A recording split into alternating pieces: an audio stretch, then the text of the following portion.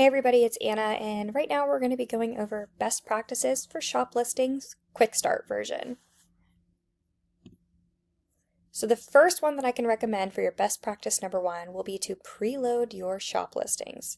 So when you schedule your live show, you're then going to go in and add your shop items to get ready to sell. And you can do that simply by clicking on the shop button right there. After you have done that, you can go ahead and see up top where there's the Buy Now button, the Auction button, and the Giveaway button. You could select which one and also hit Create. You're then going to select which items from your shop that you want to import, or you can do Select All. Once that's finished, you then see it right there and they are listed in.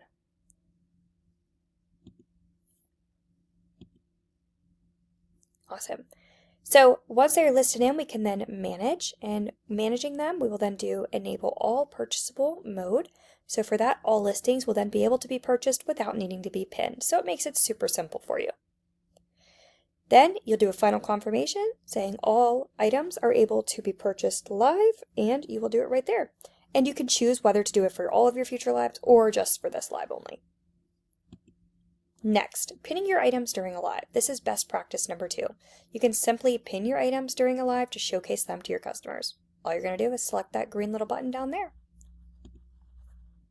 You can choose which items you want to pin during your live by selecting the little pins, and quickly unpin it by selecting Unpin. Best practice number three.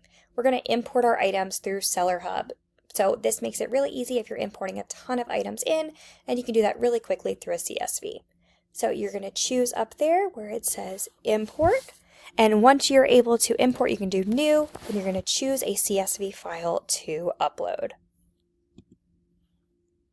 Then you're going to select which items you want to upload and open them, and then click Next if it's the correct one.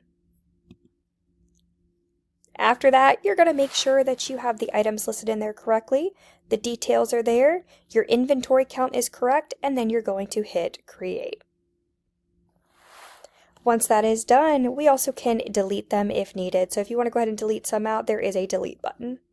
And that's it. Super simple, quick way for some shop listing best practices. Thanks for watching, everybody.